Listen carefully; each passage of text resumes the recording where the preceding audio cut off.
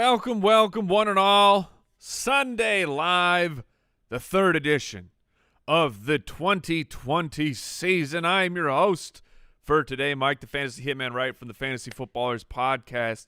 Thank you for joining me. Welcome in. Have a seat. Get ready because Sunday Live is all about tilting, and we are already there. If you want to know how things are going for Mike Wright, well, let me tell you about the Listener League, where my first two picks, Julio Jones and Devonta Adams, they won't be playing. Well, I mean, Devonta Adams, we're not sure, but Julio Jones, we know he is out. And I'll be starting Mike Davis and Jeffrey Wilson. So whatever questions you got, you can't hurt me, because that's what I have to do today, is start Mike Davis, and my name is Jeff Wilson. Oh, good times.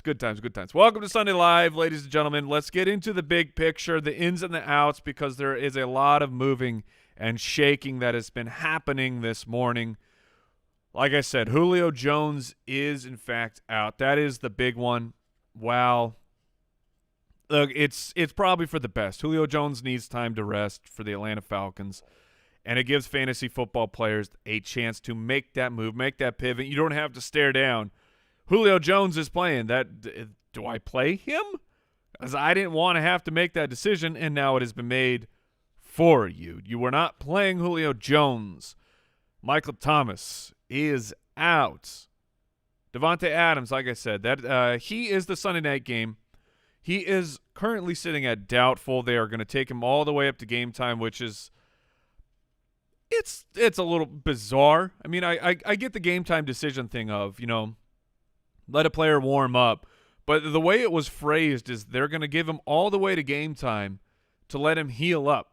Like, he woke up this morning and said, I can't play football, and then the 7 hours that he was awake, his hamstring is healed or whatever, I don't see it happening. I am pivoting away from Devonta Adams. If you have Allen Lazard, if you have Marquez Valdes-Scantling, maybe you want to take it all the way to the limit, push those boundaries, and then play your backup option, because I don't see Devonta Adams playing. Other big news that we have gotten already, A.J. Brown is out. It's not trending in a very positive direction for A.J. Brown for next week either. At the running back position, we got Duke Johnson. Look, he's out. Cam Akers is out. Darrell Henderson's season is upon us. Devonta Freeman for the New York Giants. The New York Giants starting running back? Maybe? We're all going to find out together. That's going to be real fun to watch the Giants backfield shake up and see who's really putting in the work for the Giants. It's going to be really fun. The other news, like when you're talking and you read a word and then it just comes out of your mouth? Yeah, so that happened. Awesome. Josh Jacobs, running back for the Las Vegas Raiders. He is, in fact, in. Both him and Darren Waller are going to be playing for the Raiders today. But they're both, very limited this week. Multiple missed practices. We had a report surface out that expect Josh Jacobs to share more time than he usually does. And then on top of that, they are playing on the road against the New England Patriots. Now, they're not the same Patriots as last year, but this is still a pretty freaking scary defense that I don't like my players matched up with in the first place. Add that my guys are injured, and this is a cause for concern. Now, for Josh Jacobs, it's simply a matter of how far down the tiered rankings are you willing to go. I was already starting to get real hesitant with Josh Jacobs before the news of platooning started to emerge. So I'll just throw out some names. Like, if you have David Montgomery, maybe you drafted him late, I would be open to playing him over Josh Jacobs. Devin Singletary against the Rams, and he doesn't have Zach Moss is out. He's not there siphoning touches away from Devin Singletary. I'm open to it. Josh Jacobs is absolutely not a must bench by any means. I'm just letting you know that personally I am worried about it. I am fading him a bit in my rankings he certainly is worth – you can still plug him in and hope for the best, but it is a scary proposition. Meanwhile, their teammate of Josh Jacobs, Henry Ruggs, is out. And when you see that, like when I see that initially, I go, oh, here we go. Bryan Edwards time for the Raiders. Nah, man, I'm not in on that versus Gilmore. Some other big news on the in and out. George Kittle was, in fact, ruled out. Jack Doyle is expected to play. We'll see if they do the right thing in Indianapolis and let Mo Alley-Cox continue to gigantor out on the season. Other interesting notes from the wide receiver position here. Julian Edelman is in. N'Keal Harry is in. I guess there was a little bit of maybe they won't play, but that seemed like Patriots nonsense all the way. Jamison Crowder and Brashad Perryman are out for the New York Jets. Can you play Chris Herndon? Sure. Do you hate yourself? If you do, then you should play Chris Herndon. If you just want to feel sadness and shame and embarrassment this Sunday morning, because do we have number 2 on the board here? It's somewhere. I don't know how to work this stupid board. This is Andy's job. Number 2 is the worst, and he is just wasting Chris Herndon away. And let's see. Christian Kirk from the Arizona Cardinals. Not that you were really playing Christian Kirk, but now the storyline here is I think Larry Fitzgerald is an interesting PPR play, and keep your eyes on Andy Isabella. Just see what he does. Maybe you're throwing together a last-minute DFS lineup here, and you're playing some FanDuel or DraftKings. Look, man, Andy Isabella was a second-round pick. He's very, very fast. That's what he can get done. So I think that's the big picture, guys. Is there anything else that you feel like I overlooked? Because it's always good to have a couple of pairs of eyes on these things. Are we good? You got it, Mike. Oh, thanks, Brooks. Thank you, Brooks. All right, so let's get into some of these questions. And hey, Brooksy, we've never done this before, but I want you to look on the fantasyfootballers.com. We have our StartSit tool there. Look, if I don't get to your question here, because I'm probably not. I'm trying to give some overarching philosophy of big topics of the weekend. But our StartSit tool, you can go use that on the website. Brooks, go look up the really popular searches of what's happening right now and see if there's a particular player or two that's really standing out, because then I can focus on them and not just have to keep answering questions about that guy over and over. Does that make sense, Brooksy? How about we jump right into it? Let's do it. Rank these guys, Mike. Joshua Kelly, Mike Davis, and Antonio Gibson. Oh, I love it. There's a lot of questions of those 3 players. Because that's really hard. That's why people are asking that question. Okay, Joshua Kelly, Antonio Gibson, and Mike Davis. Joshua Kelly he's my number one guy. My number one guy out of that bunch. He's my start of the week, and that's not just, me saying, oh, he's my start of the week, so I got to make him my number one out of those options. I feel very confident about the Chargers against Carolina's run game. Austin Eckler and Joshua Kelly, I think they are both going to eat. And assuming that Joshua Kelly continues to hold down that goal line role, the Chargers are going to have goal line opportunities today. It's going to happen. And ride it out. Now, I will say this. Justin Jackson is returning to practice. He's not playing today, but he is returning. So this isn't like Joshua Kelly smashes and you're fully confident in him moving forward. But this week I am fully confident in him. Mike Davis, Mike Davis is fine. I'm playing him in the listener league. He's capable in the passing game, and that's what we really need out of our running backs here, especially our replacement running backs. We need him to fill in that role a little bit. While the Chargers, I'm confident in that team, and I'm confident they're going to have goal line situations, goal line opportunities. I don't see the Chargers boat racing the Panthers, where at the end of the game, Mike Davis ends up with a fine fantasy game, because at the end of that game, it was just check down city to Mike Davis. I don't see that game script happening, so that's why I like Joshua Kelly a little bit more. And Antonio Gibson, the upside for Antonio Gibson this week is Steven Sims, the slot wide receiver for Washington. He is dealing with a toe injury.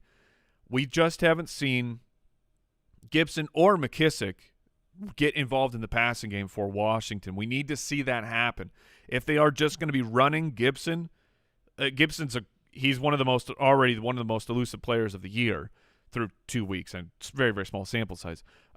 But if all they're going to do is run him against that Cleveland front, it's not going to be a great fantasy day for Antonio Gibson. So he would be the 3 of that bunch for me. So Joshua Kelly, Mike Davis, Antonio Gibson, unless they're going to get Gibson involved in the passing game, which that is a full speculation and a full projection that we just haven't seen yet. And Gibson really, really needs the passing work to be unleashed like into the player that I was hoping that he would be before the season started. Any other humdingers over there, Brooks, that I need to knock out of the park? Let's go Jordan Reed or Logan Thomas at tight end. All right, so that is another interesting question. The San Francisco 49ers, look, here you want a hot take? The 49ers are going to lose to the Giants this week. That's going to happen. Jordan Reed came through with very limited work. Now, Rule 81, it's a good rule, right? It's there for a reason. Kyle Shanahan knows him. Jordan Reed gets it done, especially when he's near the end zone. Funny enough, I think I had a priority question of these exact 2 players, and Logan Thomas is safer, much, much safer for volume. I mentioned Steven Sims is dealing with the injury. We don't know. I think it sounds like he's going to play, but he's going to be hampered by it's a toe injury. You're a slot wide receiver. Need your toes. So I've been told, by all the slot wide receivers that I know. Logan Thomas is going to see a ton of volume. Jordan Reed needs to be on the field more than he was last week. He just came through with those 2 touchdowns. If you remember week 1, David Njoku, big fantasy game. Even though he was barely even on the field, it just happened to work out for Jordan Reed last week. So I would be playing the volume of Logan Thomas, but Jordan Reed is not that much further behind him in my rankings. All right, I'm going to grab a couple questions, Brooks. You see if there's any other real trending topics going on with the fantasyfootballers.com. Again, StartSit Tool is there. And, hey, check this out. The StartSit Tool for everybody, it's completely free to use. Start this guy, start that guy. If you support us on jointhefoot.com, amongst a plethora of really cool things like our Stream Finder tool, an extra podcast every week. The premier tier gets an injury podcast, which helps you navigate through these injury situations. But if you support us on jointhefoot.com, unlocks 4-player start-sit decisions. Look, that's good stuff right there. 4 players, that's tough to do, but we can get it done for you on the fantasyfootballers.com. All right, we're going to jump in here with Jimmy. Jimmy Galvin wants to know. Here we go. Jared Goff or Justin Herbert? All right, Jared Goff gets to take on Buffalo. It's on the road. I don't really like that so much, but Justin Herbert will be taking on Carolina. The rookie was impressive, over 300 yards in his debut. I'm still going to go with Jared Goff here. I don't know that I've seen that. His face just pops up. The king, he drops in for a royal visit. Thank you, King Goffrey, for that's ridiculous. So I would go with him. This is a tough situation because it would not surprise me in the slightest if Justin Herbert, in fact, outscores Jared Goff. Petey wants to know Joe Mixon or David Montgomery. So currently right now in my rankings, these guys are sitting back-to-back. Joe Mixon is taking on Philadelphia. David Montgomery is taking on Atlanta. That's why I'm going with David Montgomery. Joe Mixon, the Philadelphia front, they still can get it done. They're not an easy team to run on. So far through 2 weeks, they are preferring Giovanni Bernard in the passing game over Joe Mixon. And David Montgomery looks great, man. He looks like a completely different player. The Falcons will be without their first-round draft pick, who is on the COVID-19 list now. Thankfully, that did not derail anything. The Falcons game is going to be happening. But I'm going with David Montgomery there. He looks like a different player right now. You know, we didn't get the preseason to see it, for David Montgomery, for everybody. But a thing we look for in the preseason is which running backs look different, because it happens every year. Just running backs, you're like, wow, that guy looks more sprightly than I remember him being last year. And that's how David Montgomery looks right now. I mean, groin muscles be darned, right? David Montgomery don't need your groin muscles, apparently. Or maybe it's like rookie of the year. Oh, maybe his groin is so tight now that he just has super jump cuts. He got powered up by his injury. I mean, that probably didn't happen, but I can imagine that it did.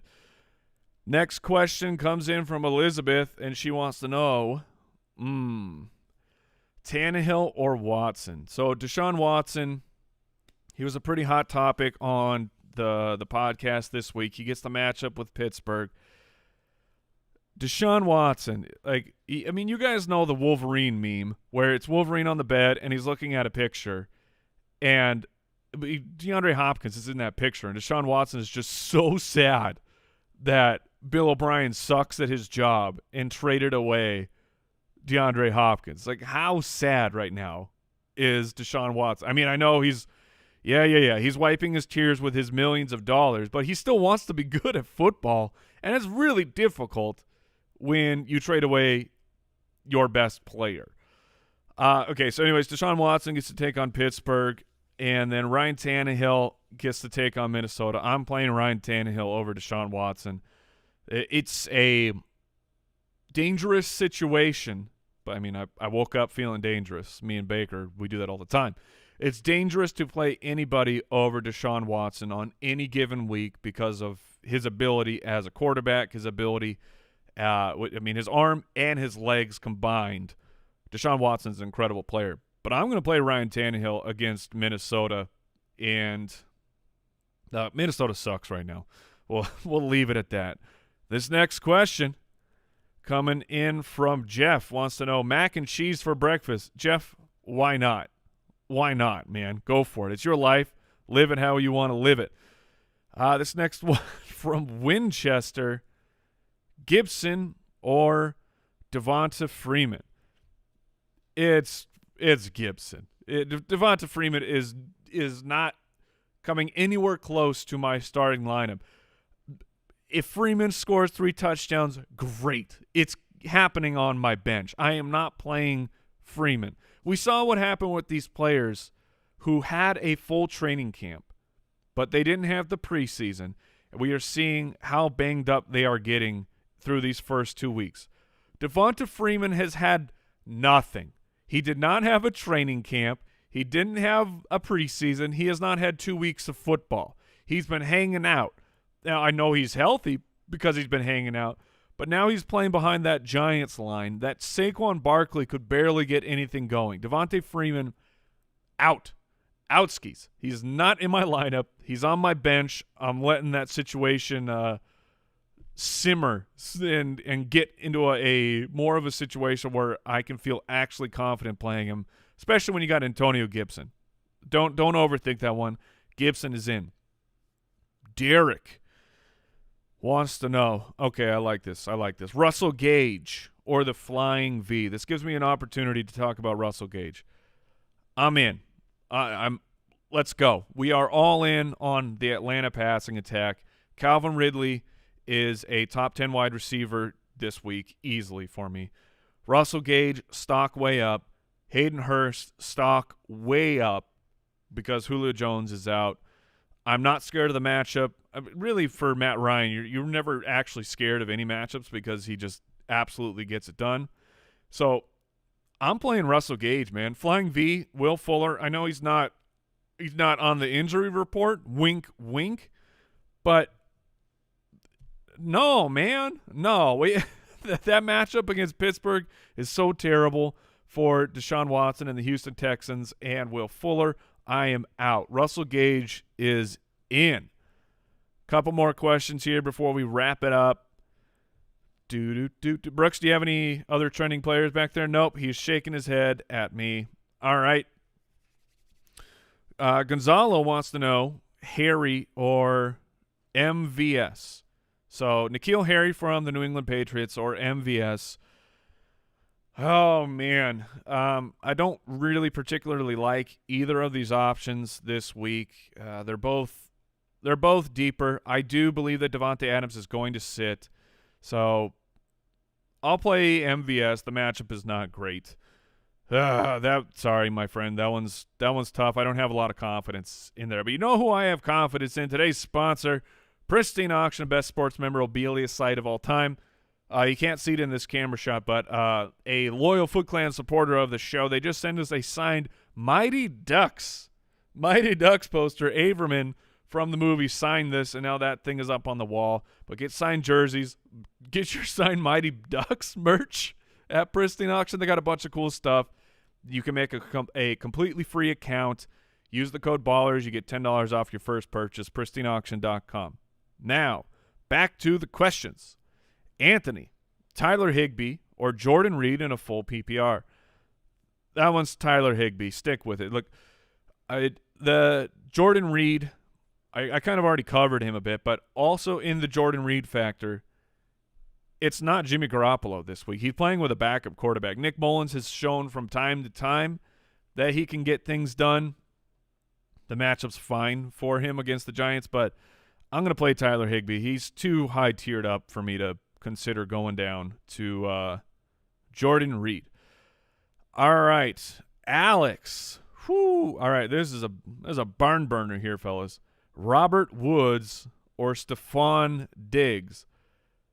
I mean, what kind of a lineup situation do you got going on here, Alex, that you have to actually decide if you are going with Woods or Diggs? You have to bench one of these guys? That is absolutely ridiculous. All right, they are playing each other, as it turns out.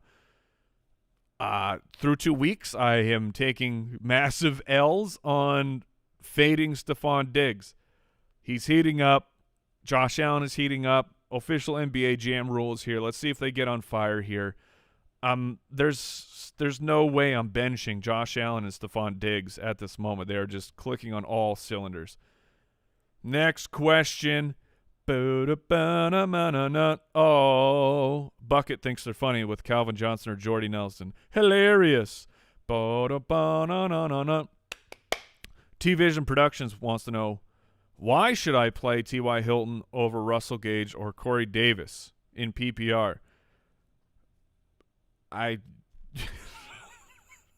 don't know, man. Why should you? Like that's a weird way to phrase the question to me. Here, let me say this. This is kind of more just, fantasy football philosophy. If in your heart and in your process, in your heart, you're like, I should be playing this guy, and then you come to one of the three of us in the footballers and say, explain to me why I shouldn't do this. Then you should, man. It's your team. Run it how you need to run it. Run it how you believe it should be run.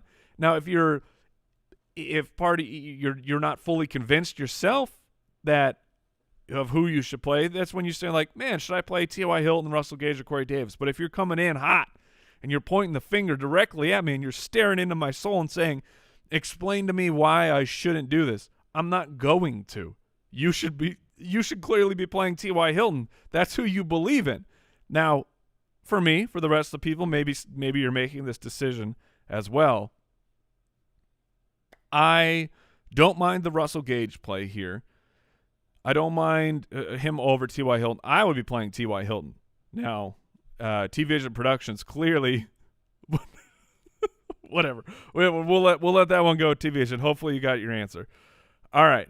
Next question. And Christopher says Hayden Hurst or Jonnu Smith. Oof. That's intense, man. That is intense. I'm going to go with Hayden Hurst here. I'm going to chase down the volume. Jonnu, great player, great success with A.J. Brown off the field this past week. But I'm going to go with the volume. Julio Jones is out. I mean, that's, 10-plus targets every single week. That has to go somewhere. And now you don't have to say, is it going to be Russell Gage? Is it going to be Hayden Hurst? It can be both of them this particular week. So I'm going to go with Hayden Hurst. I'm going to take the volume of their Brooks, before I get to the final question here, do we have anybody else who's trending in the start-sit questions from the fantasyfootballers.com? Jerick McKinnon. Oh, okay. That's a tough one. Okay. Jerick McKinnon. So San Francisco 49ers, the running back situation is going to be Jerick McKinnon. It's going to be Jeff Wilson. It seems like, I mean, and this is just based off of really not a whole lot, it seems like Jeff Wilson will be the primary runner for the team. Now, Jerick McKinnon, he already has a 10% target share through the first 2 weeks. He looks explosive.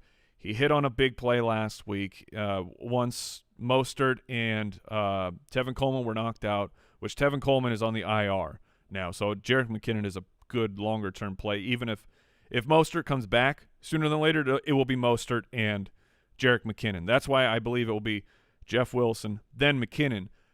But like I said, I think San Francisco is going to lose this game, which that turns into McKinnon being on the field for the pass-catching situation. It's weird that you have the split of high leverage opportunities. Like Jerick McKinnon is the pass catcher, right? But Jeff Wilson profiles as the goal line back. And you split those things up. I lean that I'm going to go with the targets there, which would mean I would play Jerick McKinnon over Jeff Wilson if I had the opportunity. The targets are more reliable, more sticky goal line opportunities. They come and they go. So I'm going to go with the targets there. I think Jerick McKinnon is a fine play. He's like a low RB2. Would you go McKinnon or another name I'm seeing in the chat a lot, Leonard Fournette?